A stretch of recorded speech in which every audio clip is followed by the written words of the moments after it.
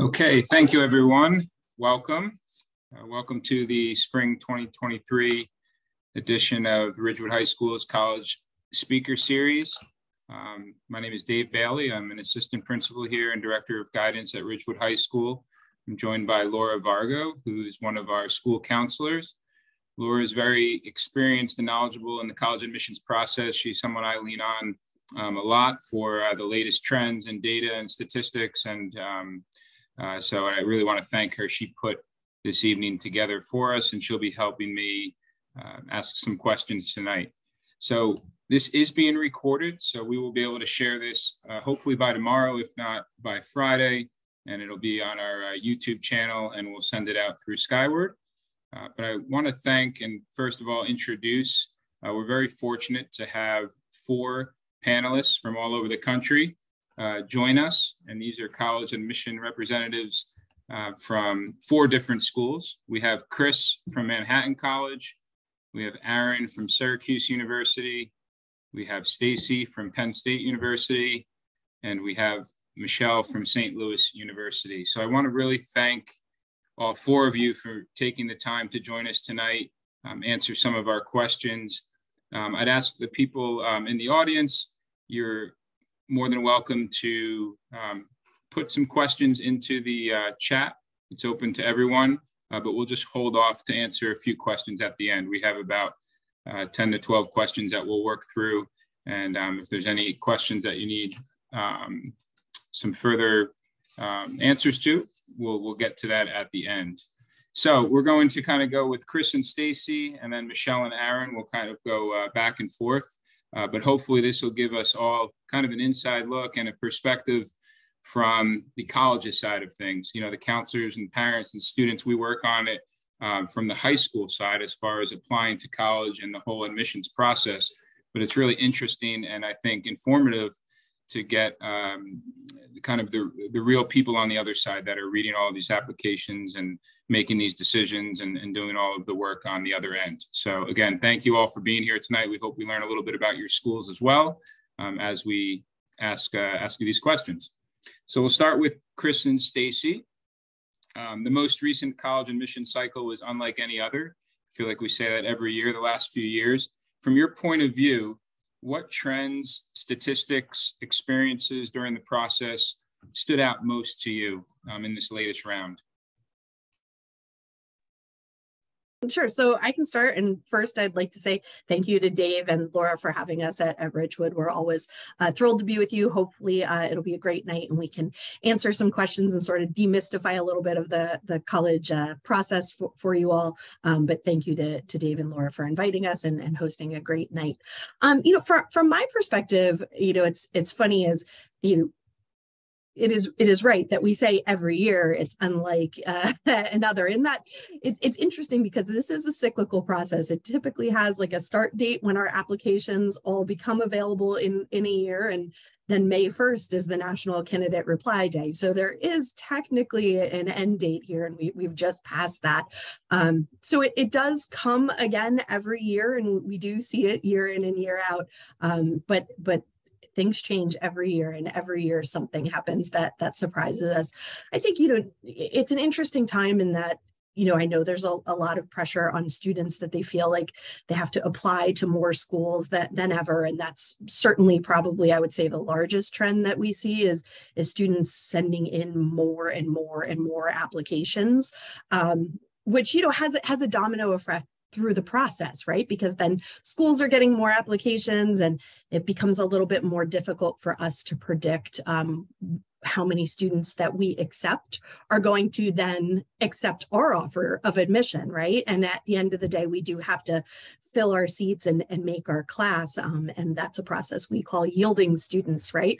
So, the more schools you apply to, obviously it's fantastic that you have so many awesome options, and we want to encourage you to visit and apply as you see fit. But certainly the trend of applying to more and more schools then raises our application numbers to really historic numbers. I work for the State University of Pennsylvania, Penn State University. We are the second most applied to school in the country right now. And this past year, we got over 100,000 applications. We're actually close to 120,000 applications for a freshman class of about 16,000 students. So, I mean, those are staggering numbers, right? Like, that's a lot of applications. And we're pleased to get them. And, you know, our mission would be to educate you all if you all wanted to come. But I think what numbers like that does is it causes a little bit of pressure and anxiety in the process, which you know is stressful, and we know that it's a stressful process. So I think part of the reason that we're here today is just sort of talk you through it and sort of demystify it a bit. And what my takeaway for you is that there's a right fit for everybody, you know, and it may not be the school that you immediately think of. And as you are applying and casting that wide net, you know, casting it in places maybe you hadn't initially thought, or a school that maybe your parent had suggested that you had pushed against, that you didn't think it was a great fit for you. I think you can find some surprises along the way as well if you leave all your options open. Yeah, just to bounce off of what Stacy said, first of all, I'm Chris. I'm from Manhattan College. Thank you guys for having me. Happy to be here. Hopefully I could help you guys throughout this process in this time we have today. But yeah, I'm actually one of the newest counselors at Manhattan College. So when I did start, I learned a lot of new trends that I didn't before previous institutions I worked at. But one trend that I have been seeing, and even throughout the past 2-3 years, I know we'll get more on this later, but I'm seeing a lot of campus tours happen after the application season. I feel like I always saw campus tours happening in the summer when schools are off. And now I'm seeing people are waiting to be accepted to go and tour campus and all of that. So that's one that has stood out for the past few years. And then one by reading the applications. It's funny, when I've been reviewing this year, I've noticed the lack of trends in students per se, that with the pandemic, you know, students up and down with virtual learning. Lots of times I'm seeing students moving, transferring schools. But one of the good things that the Common App actually added, which I believe it's called the community disruption, really gives the students able to explain those trends or not trends in their application. So anything that you guys see in your application that you think may stand out for us, the Common App does a good job of giving you that space to clarify all of those things. So definitely take advantage of that.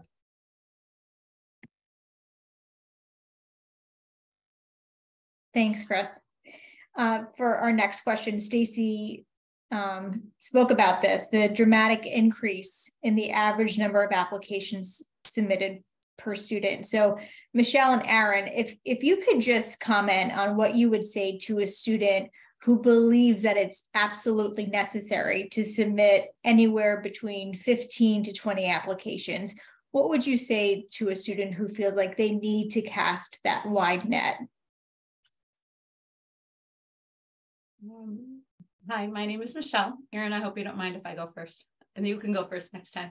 My name is Michelle. I'm from St. Louis University. We're a Jesuit school in the Midwest, but I'm also a parent of 3 kids, and who have gone through the process, who have graduated from college. And I would tell you that this is a mutual decision between you, but it's also a mutual decision between the college. So it goes both ways.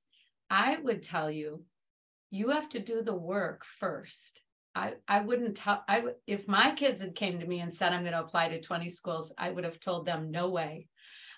They have to do the work. And right now is a really good time to do the work. And what I mean by that is start thinking of what you like to study how you like to study. If you don't know what you want to do that for the next 40 years of your life, that's fine. Many adults don't. But think of what you enjoy to do. What careers do you look at and say, wow, that's interesting? And what would you need to get there? And if you do know what you like to study, start looking at it. But know what you want to do and who you want to become.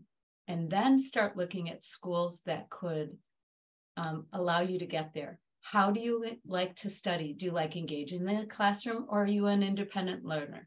Do you want to be in the city or rural or residential? What kind of people do you want at your school? What class sizes? And start thinking about all of those things. That allows you to narrow it down. But right now is when you can narrow it down, not next year when you're a senior. Because the more work you do now, when you have a little bit more time on your hands, allows you to bring that funnel, bring that list smaller. And if you have your list smaller, then we have, like Stacy was saying, our numbers go really high. The higher your numbers go, the higher our numbers go. And the trends you heard in test optional and more applications, we don't want to deny people. The lower numbers that we have, the least number of students we can deny, and we don't want to. So we really would like to, work with students that have narrowed their list to 10 or under. Yeah, just to echo everyone else, first off, just want to thank everyone for joining tonight and for having me. I'm really excited to be here. My name is Aaron Swartz. I'm an admissions counselor with Syracuse University. Also a recent graduate and alum from the class of 2022. So it's been great being back with my alma mater. And I echo a lot of what was just said regarding this question. And I think the big thing that comes to mind for me is that, ultimately at the end of the day, it really, I think, comes down to the comfort level of the student and the family. It's a family decision when you're talking about how many schools you're going to apply to, where you're looking. Some people are going to be really comfortable with thinking about a lot of schools, and some are going to have that tailored list right out of the gate. But at the end of the day, I would just encourage students to really consider why they want to apply to each of the schools that they're looking at, why they're thinking about them. Is this a place that has all those great things you're thinking about looking for, like was mentioned, city versus, more of a campus setting, the programs that you're looking at academically. At the end of the day, though, you're going to land on one school. It's going to be the school that you end up at. And throughout the process, there's probably going to be, of the 15 to 20 that you might be thinking of, there's probably going to be 3 to 5 that kind of jump out. When people ask you, what colleges are you thinking of? It might be subconscious, but you'll probably tend to list off the same 3 to 5 schools first, as those first schools that kind of come to mind or that bounce in for you. Those might be the first places you're thinking of, whether you realize it or not. Those are probably the places that feel like that best fit that you keep talking about and that keep coming to mind. So I think, again, kind of keeping those options open and considering what feels like that most comfortable level for you. But ultimately, I think deep down, a lot of people kind of know which of those programs and which of those schools have really sounded the best, the ones that they've done the most research on, that they've done their homework on, that really they can see themselves being at for the next 4 years. I think that's a big thing to keep in mind and consider. Thank you. So, the trends of more and more applications, obviously is consistent among all 4 of your answers. So when you're reviewing students' applications from high school, what are those most important pieces of information? What are the data points you're using? What are you looking for, with all of these applications, for applications that stand out and move forward? I will go first this time. Us at Manhattan College, I know we look at literally every single detail. So I am reading your full essay, looking at your extracurriculars, looking for clubs or organizations, obviously looking at your transcript, reading every letters of recommendations. One of the things that definitely does, stand out, I would say, and it really all depends on, certain majors that people are applying into.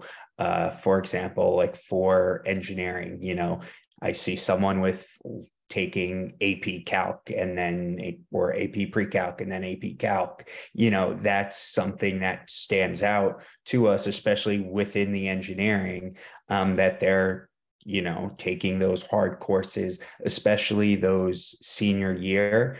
I know a lot of times those senior year courses are listed on your transcript or somewhere else on the application. So seeing the courses and level of courses taking senior year could sometimes also help. But again, we do look at every single little detail in your application. So I'll echo much of what Chris said here. I will also just throw in, because I saw a question in the chat about early decision. So I would also say that that does play a part in our process, but it's probably a different process for each one of us. So and many of the schools you're looking at are going to be on many different processes. So my school is early action. I'm sure someone here is early decision, and somebody else might be rolling. So you really want to make sure you nail down the way you are applying to the schools you're applying to, what their process is, and then make sure you follow that process. Because I can tell you, for example, at my school, our early action deadline is November 1st. Early action for us is non-binding. It's just a school you're going to apply to earlier in the year. You're going to have an admissions decision guaranteed to you by December 24th. It is non-binding though. So then you just keep it in your back pocket until May 1st, when you accept your offer of admission to my school or any other school where you have that offer of admission. But I will tell you that, if you could think of it sort of like a funnel, right? You're going to get your best chance in a school that, like mine, that's early action. We are very open, and we say we fill our spots at our popular campuses and our popular programs with students who apply in that early action group, right? So for Penn State University, usually the University Park campus is the campus that most out-of-state students are looking to as sort of their first choice campus. We are a multi-campus system, and we do have 20 campuses all over the Commonwealth of Pennsylvania, which are amazing. But if you are specifically looking for that University Park campus, which is the largest campus, you really want to make sure that you have your completed application in by that November 1st deadline to give yourself the best chance of admission, right? And for us, for admission, back to the original question, what are we looking at? We're looking at that high school transcript, but you are self-reporting that to us via your SAR, which is your self-reported academic record. So for my school, that's a second step process. You're going to do your application online. You're going to do it via the Common App or through our application, whatever it is. But then you have to log back in to do that SAR, that self-reported academic record, where you take your high school, your printout of your high school transcript, your unofficial transcript, and you go through line by line, geometry, 3 credits, I got an A, whatever it may be. You go through all your academics.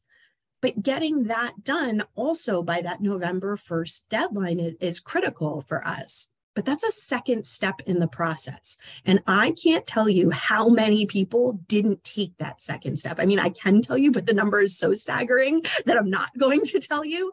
But those are the type of things that are super critical to this process, like getting things done on time and following the directions, that are the things that really stand out to us as the most important parts of this process. And they're super overlooked and sort of just glossed over, and people just fly through them. And it's, things like that are the simplest things that I think can be hangups for people in this process. Stacy, that's great insight. Can you give us a specific example of a little thing that a student may overlook in the application? So yes, that SAR is a big one.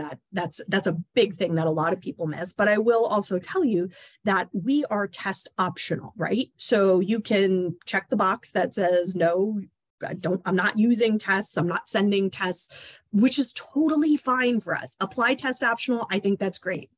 Do you know what a lot of people miss is that they check the box that they want to send us their test scores, and then they don't send us their test scores. So their application hangs out in this no man land of not complete. And we start emailing and calling and sending you letters that says your application isn't complete. And then you call us and you're like, why is my application not complete? And we're like, you said you were sending us your test scores, and then you never sent us your test scores. So that is probably, other than the SAR, the test score thing is without a doubt the largest thing that is one of those little mistakes that people gloss over. that you have, I think people, I hope you can see that we are lovely people and that we are all reading your applications. But I think there's this misnomer that we don't want to admit you, right? Like, we are admissions offices, we want you to fill our seats, but you have to just follow the directions so we can get to the point where we can read your application and then admit you. And I think it's just really unfortunate for us when we, especially for me, I am your admissions counselor. If I see an applicant from your school that has come in late or doesn't have a complete SAR or hasn't sent us the test scores, 4 or 5 months later, Mrs. Vargo is calling me and they're like, what do we do? And I'm like, well, there's nothing we can do at this point because this wasn't here by November 1st. So I think that kind of stuff is really just, it's stumbling blocks, and it makes the process really hard, I think, for students who are well-intentioned, but maybe just don't read all the directions or aren't super conscientious about them. And I think that those easy things can be really big hindrances. So that's my 2 cents for the night. That's a really good point. Thank you. And speaking of test scores, the topic of test scores and submitting has been a hot topic the past couple of years. It's received a lot of attention. We just want to know what students should be aware of at this point. If you can speak to Michelle and Aaron, how much do test scores matter? Specifically, if you can perhaps speak to certain majors or programs. And then finally, if a student is test optional, if they choose not to submit test scores, a lot of students and parents are wondering, okay, if we're not submitting scores, how else are you reviewing the application? Definitely, yeah. So we switched to a test optional format when the pandemic rolled around, and we've liked what we've seen from it. We've continued on it, and we're planning on continuing to use it into next year, into 2025 as well. And I think out of the gate, the first thing that I would say, as far as things to know and things to kind of understand surrounding the process with us, is just kind of understanding the trends that come with switching to test optional, as far as what we're seeing from our applicants that are choosing to submit. In a world where you don't have to submit, a lot of students choose not to. So as a result, the students that we are seeing those test scores from, they're typically testing a little bit higher than what those averages might have used to been, or you could have been for Syracuse in the past. So I think making sure that as you go through this research, finding those numbers that are up to date, being in touch with people like me, learning from speaking with your counselors and learning what those numbers look like today, as opposed to what they did 4 years ago, because they are different. Scores are going up. Students that are doing better are traditionally the ones that are submitting them. So I think just having that accurate information and that data on hand as you start to go through the process.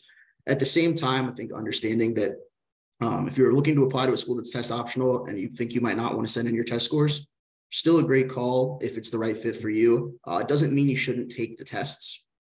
We encourage everyone to take those tests. You never know how you're going to do on them. A great thing about it being optional is that if the scores come back and they're maybe where you thought they might be and they're not up to the standard of where you're looking to apply, you don't have to send them in. But at the same time, you might surprise yourself. You have the ability to then send them in if they are. So I think thinking of it as opting out of the ability to send them to schools, but not opting out of the ability to take the test entirely. I think that's an important thing to keep in mind. And then kind of transitioning into that second part of the question there, we really do mean optional when we say it. So when we review candidates for admission that aren't sending in their test scores, they really are looked at very similarly to students that do choose to submit their testing. There's only one program at Syracuse, and it's an accelerated scholars program with a medical school in the area that requires test scores to be submitted, and that's because the med school and the med program is actually the school that's looking at those scores. Syracuse would still evaluate you the same way as we would someone who's in any other program. So there is no program for us at Syracuse, at least, where you're going to need to send in testing based on your major. Those alterations, things like that don't traditionally apply with us. What I would say that comes from that is that, taking a look at everything. We like to say the word holistic quite a lot. It's kind of a buzzword. I'm sure you'll hear quite a bit.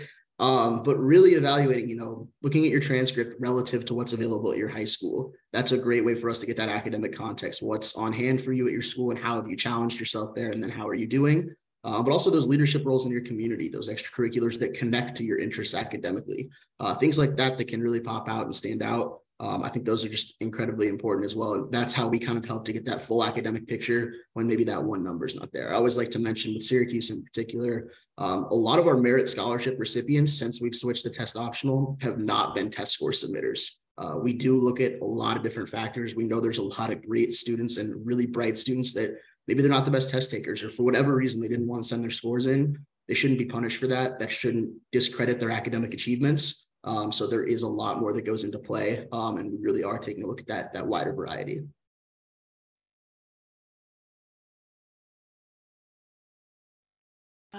Aaron, you said it beautifully. I'm not going to repeat what you said because much of it, I think I would have said the same thing. So well done. The only thing that I would add is we would look at a transcript, and I think maybe a lot of the schools here would probably look at the transcript. We would look at the high schools provide us with a profile. So we look to see what is offered across the country for all of us that are national universities.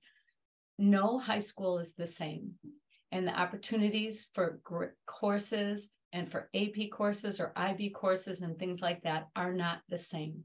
So we have to acknowledge the high school that you attend. And we certainly want to do that. So we're going to look at the high school you attend, see what is offered, and see what you took at that. See the level of courses you've taken and how you've done in them. And we're going to look at your performance. And we're also going to look, if you're looking at a specific program for us, if you're looking at a direct entry program for us, like a direct entry accelerated program, direct entry PT, OT, flight, or anything like that, we're going to look to make sure that the courses within those fields, like flight, it might be math, or if it's our direct med program, it's going to be science and math and engineering, science and math and things like that. We're going to make sure that those courses that you've produced with what we needed as well. So it's not just what was your GPA, which as a parent, many parents will say that probably to all of us here, but my GPA is this. We do dive a little bit more into the transcript. And we look to see how you've done in the high school setting that you've been at. So one thing we did last summer as a department is we updated our school profile to make it as easy as possible for our panelists tonight and other admission counselors throughout the country to see what we offer at Ridgewood High School as far as curriculum, as far as classes, where our graduating seniors attend school typically. This school profile is available on our website, our guidance website. So I encourage you to take a look at that. We also have a senior survey data that we'll share with the community this July after we poll our current seniors. And this summer, Laura and a few of the other counselors and myself, we're going to look at our transcript next. So we'd really like to clean that up.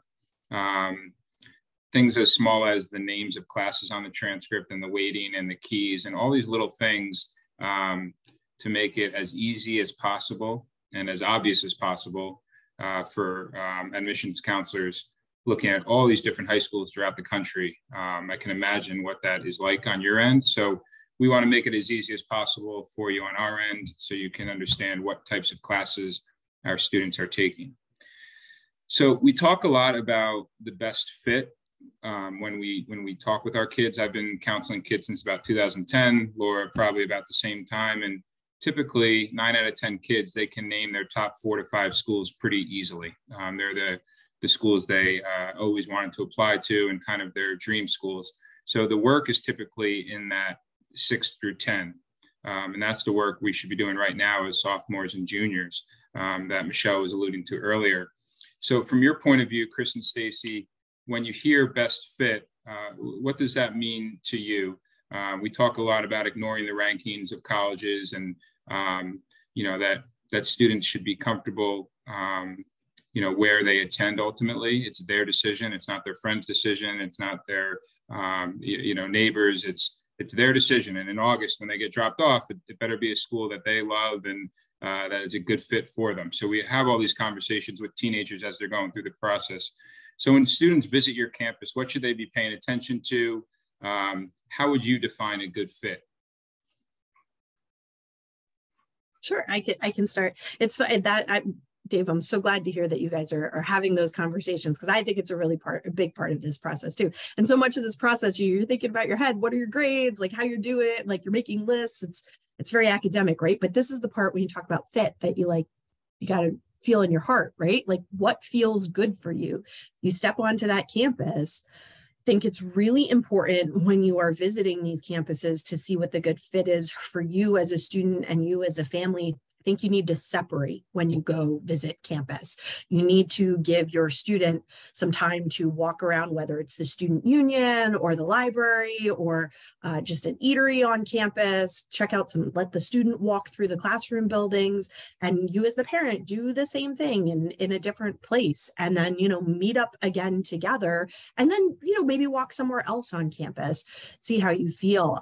But you're not going to really know until you're there and you have that fit. And sometimes it's just like a feeling when you're there, you could feel it in your heart.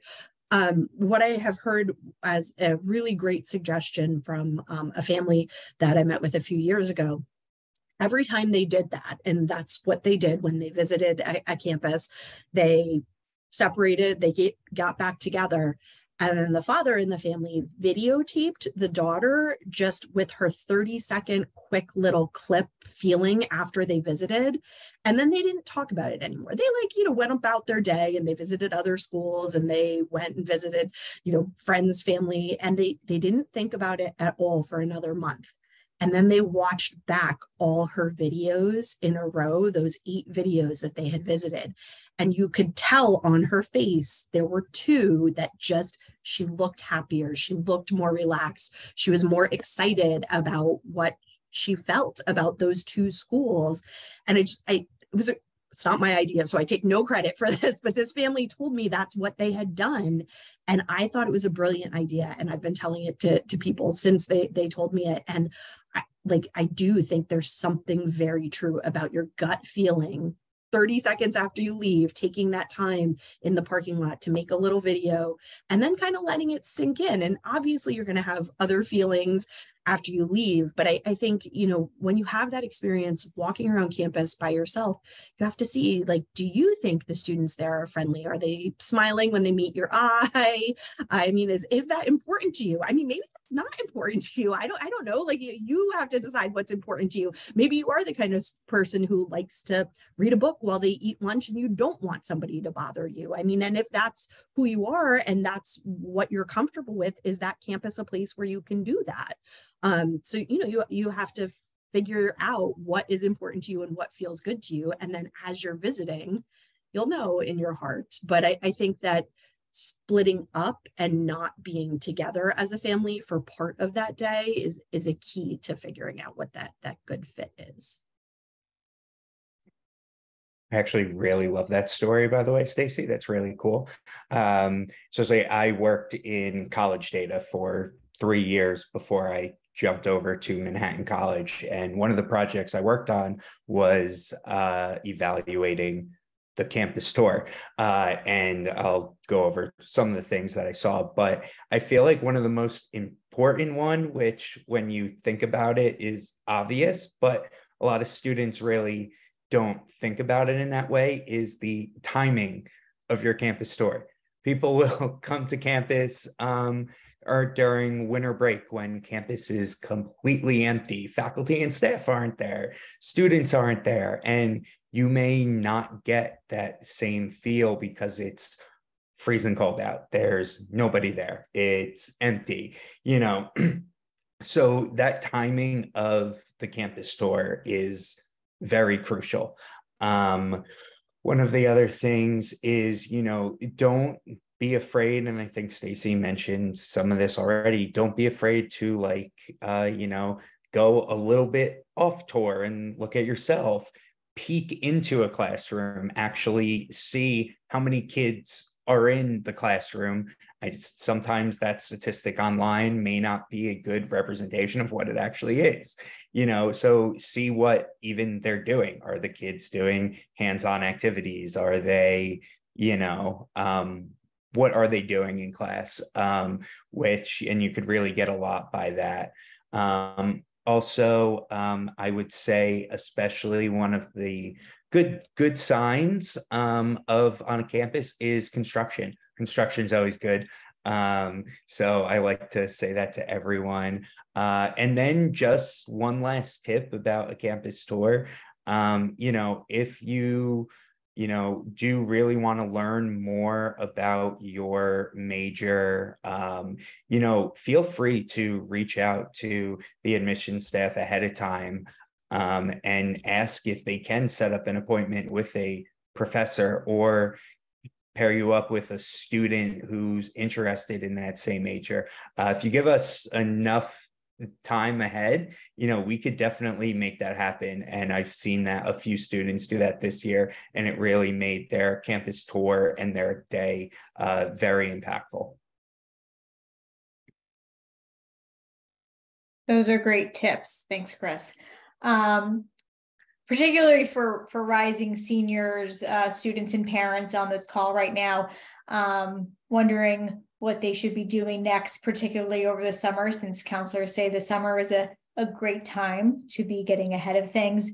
What advice would you give to students and parents who want to be best prepared heading into the fall? What they should be doing over the summer? I know, Michelle, you mentioned getting the work done. I call it doing their research. What other tips do you have to share in that regard? I would say a few things. Number one, if you're using the Common Application, the essays are already out. Take a look at them. Start thinking about who you are and how they fit with you, and you can start writing them. I made all of my kids write their essays in the summer, because what happens when school starts? So do your classes, so do your activities, so does your homework. So start writing your essays. August 1st, all of the applications open. Start doing them. You heard Dave say that, you kind of usually have the top of schools on your list. My guess is that, you're probably going to be able to do that. More importantly, though, if you have a list of schools, email them and ask authentic questions. You want to show them that, oh, maybe I'll go visit them if that's something that you and your family can do. Take a look at them. We all, since COVID, have a virtual tour. Do that. Those are really important things that you can do now to show or see and show your fit. The other thing is, we just heard 5 things. You know your person, know the people at the school, know the program, know the place you're looking at, know the price. You can identify all those identifiable things to see what's important in that fit and start narrowing it down.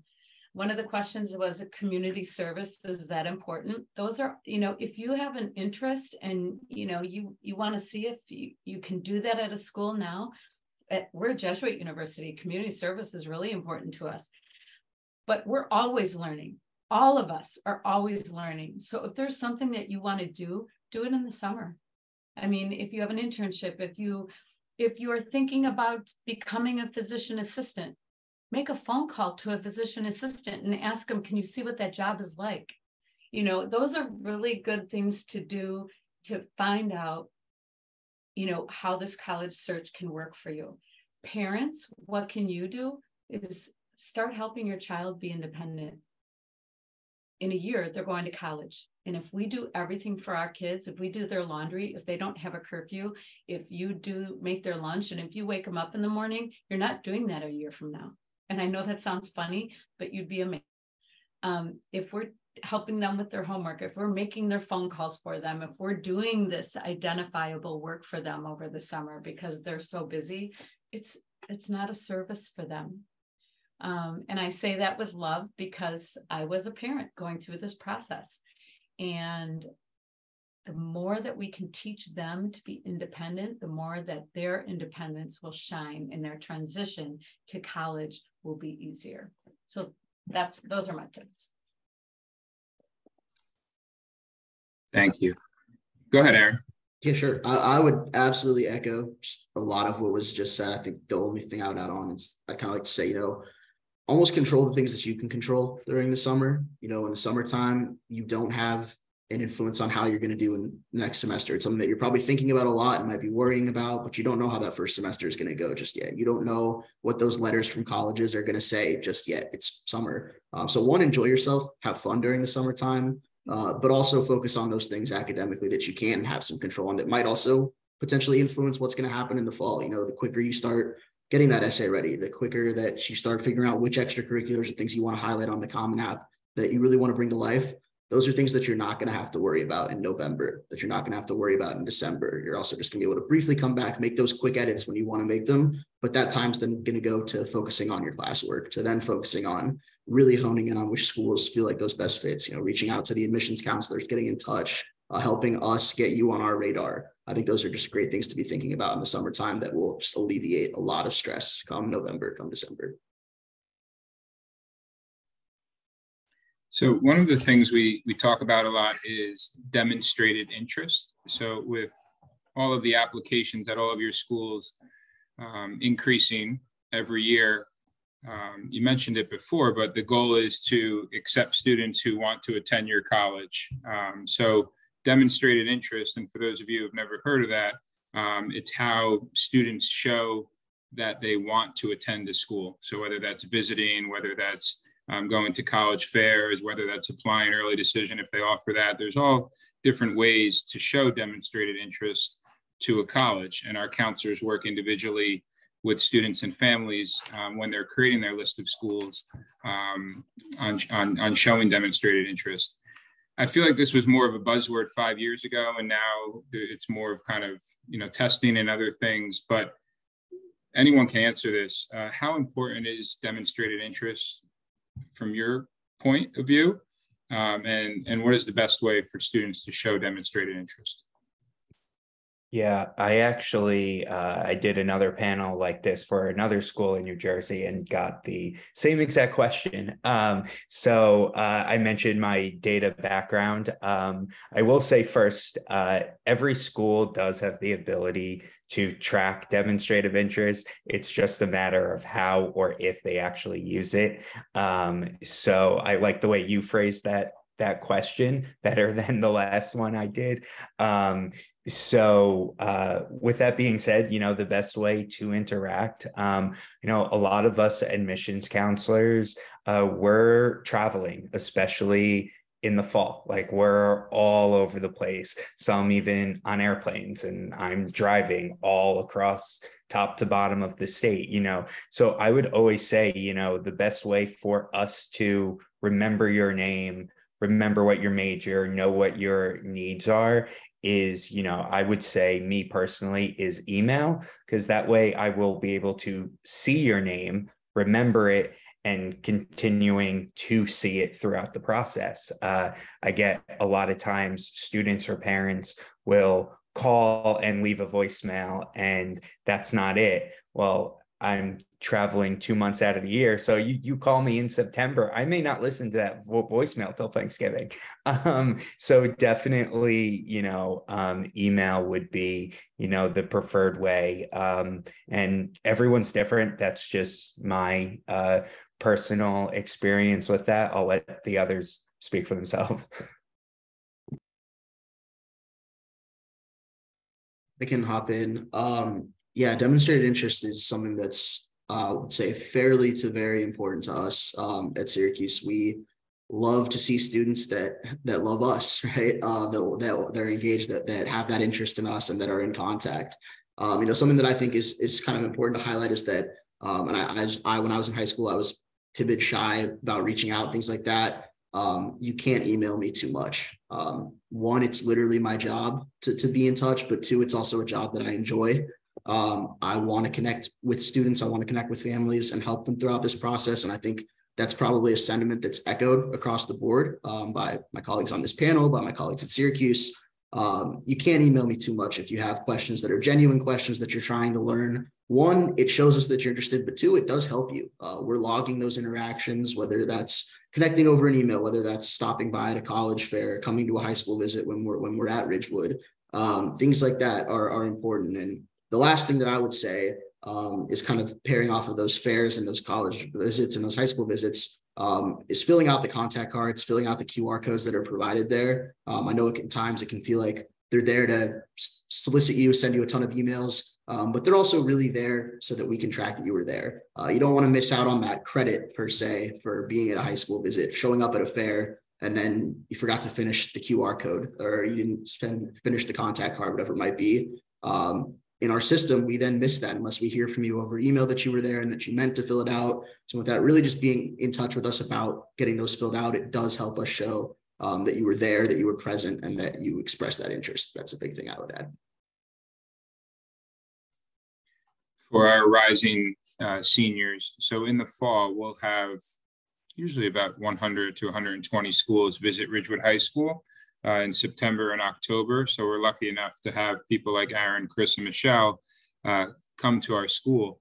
And we have a sign-up system for our seniors where they're able to have small group meetings with admission counselors all over the country. So that's really important. We'll walk the kids through that in Senior Focus in early September, but that's a real important way to show to the schools that you're very interested in them if they're right here at your high school, and you get to ask some personal questions and get to and they get to know you a little bit better. So that's really important, and we'll offer that this coming fall.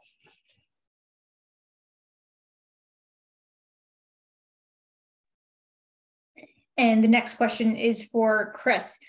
When opening the application and getting to the main essay, what are you looking forward to learning about in the student, and tips to share if a student doesn't know what to write about? That's a common, concern that we get from students. So I have nothing good to write about. I have nothing to say. What would you encourage a student on how to approach that? Yes, so I'm going to use somewhat of some of the things Michelle also said previously. But first, the Common App gives you so many different prompts. Some of them are very, very wordy and long. So yes, it can be very overwhelming. I would say one of the things that I would do, definitely start in the summer, like Michelle said. That is probably, the best time before school gets busy and all of that. But once you have one or two other, prompts that you think you want to do. I know we are all on our cell phones. I know the kids, the students are all on their cell phones even more. In the summer, put a note section in your phone that says college essay. Any little story that comes up, you could be on the beach talking about your old hockey team from 4 years ago, and a story will pop up and you're like, oh my God, wait, yes, this will be good to add to my essay. Put that in the notes. So then by the time the end of the summer comes, you have a whole bunch of notes, ideas, personal stories that everybody likes to read about within those college essay. That's just one of the tips I would say, especially since everybody's usually always on their cell phone. So, definitely utilize that, and, take notes when you can, especially starting in the summer. Laura, can I add something to that too? What I would say as well is, I think the hardest part is getting started. From our end of it though, like when you're totally done, and if you look at those 7 questions or 7 prompts on the Common App, they're basically asking 3 things in different ways. Number 1, it's a topic. Number 2, it's how did your perspective change because of that topic? It's just stated differently. And number 3, how are you taking it with you? If you look at every one of them, it's basically saying that, but in a different way. Number 1, topic. Number 2, either how did your perspective change, or it's asking what'd you learn? So really, if you have an activity, if you have a value, if you have a goal, an experience, the happiest time of your life, the worst time of your life, those are all different things you can share.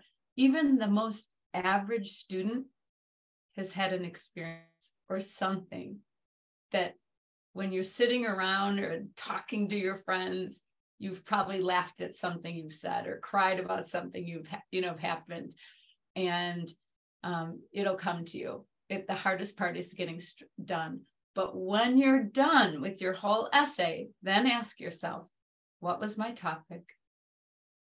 What did I learn? Or how did my perspective change? And how will I bring it with me? Because those three things are what we are looking for. We want to see how you've learned and how you've grown from what you wrote about. These we always learn so much as counselors and as high school educators when we have these discussions with you, and we're learning so much tonight. One thing we learned last year, and Laura actually brought this up, was we were receiving feedback from admission counselors that the essays that kids wrote were typically well thought out and maybe written multiple times, and you could tell they put a lot of work into it. But sometimes those supplemental essays looked like they were really rushed through. And the ironic piece of that was a lot of times those were like the more personal questions of, why do you want to go to Manhattan? Why do you want to go to St. Louis? What about Syracuse excites you? And we got the feedback that it appeared that kids would really rush through those, where those could really be powerful for you on your end. So we focused on that last year in senior focus. So I guess what we're trying to get from you is what should students avoid when writing their essays? What common mistakes do you see on your end? What are the negative pieces of essays that you read that maybe turn you off a little bit? Yeah, I'll jump in and start off here. Kind of hit it right on the head right out of the gate. First thing I would say is just proofread, edit over. There were a few supplemental essays that I read this year from students that told me how excited they were to pursue business at Tulane, or how excited they were about the school spirit at Michigan. And it was an application for Syracuse. And not blind to the fact that you're applying to other schools. I don't think it's something that turns us off in any way. But at the same time, like you just said, Dave, those are the questions that really help us understand why you're interested in our school, why that could be a good fit. So taking that time to really think through those questions, and at the bare minimum, making those edits, changing it. I don't think there's anything inherently wrong with having similar answers across the board for supplements at different schools, but there are going to be probably some slight differences in the way the questions are phrased, specific things that you're asking. Be keen to those, paying attention to what those slight and subtle changes might be and how that can alter your answer. I think at the same time, something that I would kind of add on that is also just being really cognizant of the fact of, what's really being asked there, and just paying attention to, how can I make this specific? For example, if you're applying to our business school, find out about one little club in our business school, or a program, or something that's available in your major. That shows us that you've done your homework. If it's not there, it doesn't mean that you didn't do your homework, but we can't physically see that you have. If you include that one little fact, that little nugget that you learned, it shows us you're trying, you're making that effort. You've taken that step to learn more about us. So when we see those specific details, the name of the program, the club you're hoping to join outside of your major, that's specific, I think that's a really great way to kind of bring home those supplements. I'm going to say right on, Aaron. I mean, that's so true. I think when you say why SLU, we don't always want to know you to tell us about us. We want to know what's important to you and how do we fit into it. But if you can take out, like Aaron said, if you could take out Syracuse and just add SLU, you didn't do your job. The other thing is, if 95% of the essays we read are going to be just fine, but the 5% are done the night before. Don't do it the night before. And parents, this is where we always want to help. If you just said this differently, we know it's done by a 17-year-old. That's why they're coming to us, because they have potential for growth. So let it be authentic. I mean, yeah, if you see a misspelled word, maybe help it, but don't change their voice. Students, don't use a thesaurus, because we probably don't know what the word is either. Let it be your authentic voice. And again, why SLU? We're not saying, tell us how great we are. We're asking, what's important to you? Why do you want to major in business? And how does our business school fit into it? We want to know about you specifically.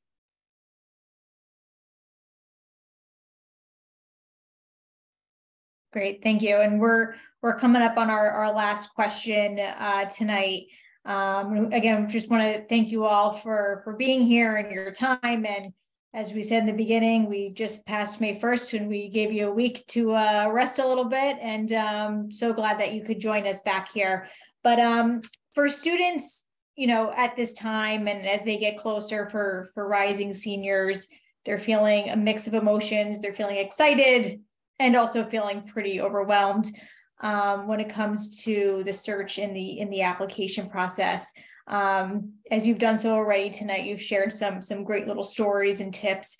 Any other little anecdotes that may come as a surprise that you could share tonight as we wrap up? Yeah, I will say this, and I say this after or before every presentation I give when you're doing your college research. You know, one of the scariest things that you find when you look up a college is the cost of it. Yes, prices are scary, but the surprising part is almost never, that's never the price you're going to have to pay. Every school is different, so I can't speak for every school, but most schools, that will never be the price you will have to pay. You know, if you look after scholarships, how many different scholarships there are, financial aid, after all that sticker price, you're most likely not paying. So hopefully that will help people, you know, not be too scared when looking at colleges. But yeah.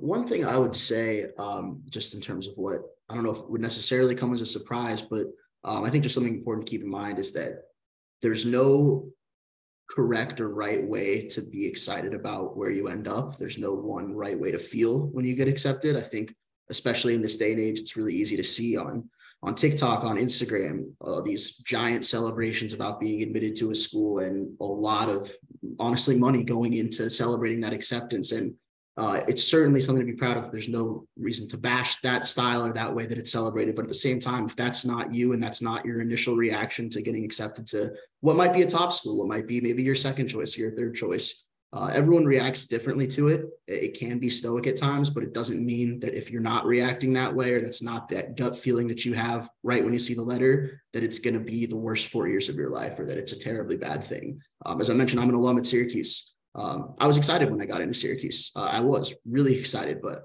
my heart wasn't completely dead set on it. I didn't go throw a giant party with my family right out of the gate or anything like that. And here I am talking about my university as a graduate, endorsing it. I had the greatest 4 years of my life, but just because it doesn't feel that way right out of the gates, I think a lot of people have an idea of how that, seeing that acceptance letter, reacting to that video is going to feel.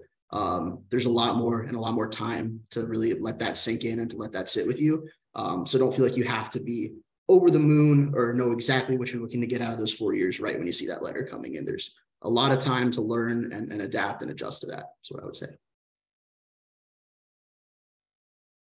I'm just laughing because when you asked this question, Chris answered it, and that's what I was going to say. And then Aaron answered it, and that's kind of what I was going to say. So I'm going to go with something else.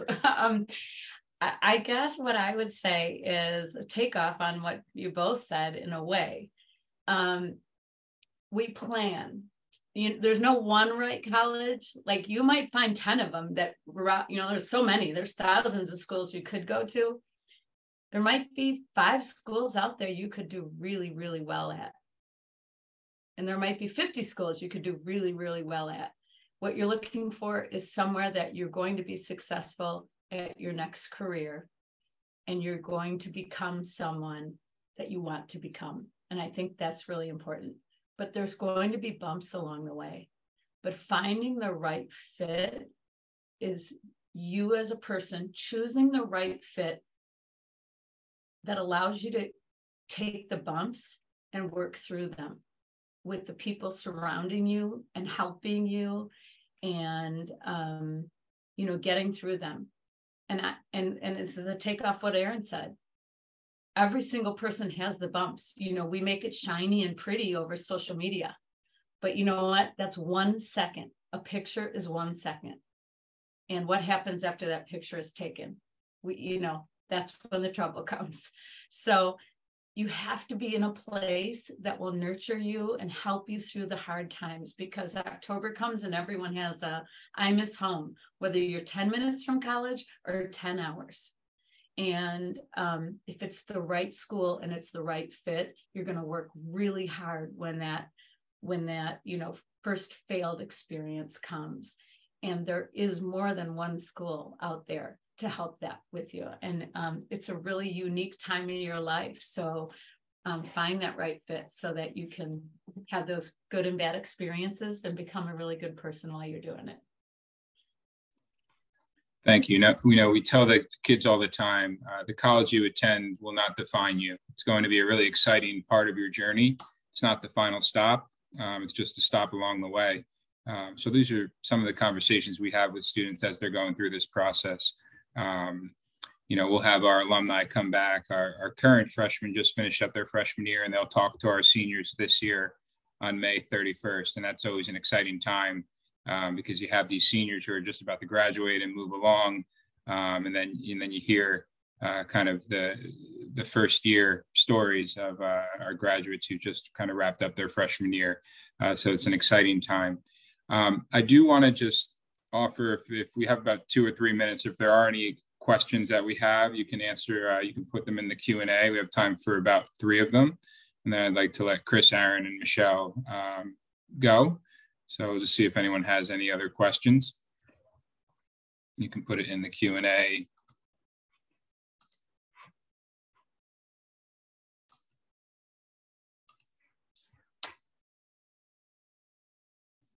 Okay. Well, Michelle, Aaron, Chris, Stacy, who had to leave a little bit early, thank you so much. Ooh, got one question. If you have no APs, even though the schools offer it, is that held against you?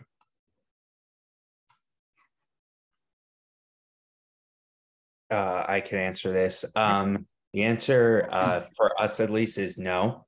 Yeah, sometimes it can help you, but it definitely will not hurt you in any way. It's not like we're sitting there being like, oh my God, I can't believe they didn't take any AP courses. Definitely not. It's totally fine if you do not have those. Agreed. Yeah. I would say the same thing. Oh, sorry. I would say the same thing. People always say, how is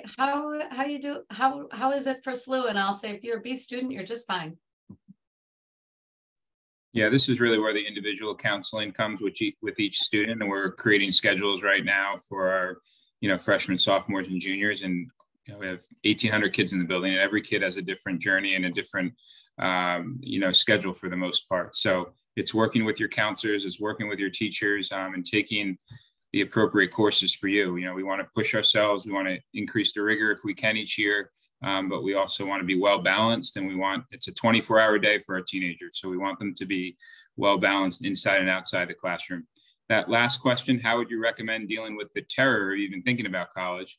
That's what we're here for. Your counselors, your teachers, these great people on the other end, your parents, we all want to help you with that journey. So I would, tomorrow morning, if that's from a student, go down and see your counselor. They love talking to students about just their day-to-day lives, but also their futures. That's what Ms. Fargo and our other counselors are here for. So please come on down to the guidance office tomorrow morning, and we will help you get started. And the other thing is there's different options also. So maybe it's not a traditional 4-year college, maybe it's a 2-year college, maybe it's taking a gap year, maybe it's getting a job. There's other options as well for students that people are exploring more and more nowadays. So thank you again, everybody. We hope you enjoyed this. This was very, very informative. Michelle, Aaron, Chris, we really appreciate you taking the time out of your busy schedules. And Ms. Fargo, thank you for helping tonight. Hope everyone has a good night.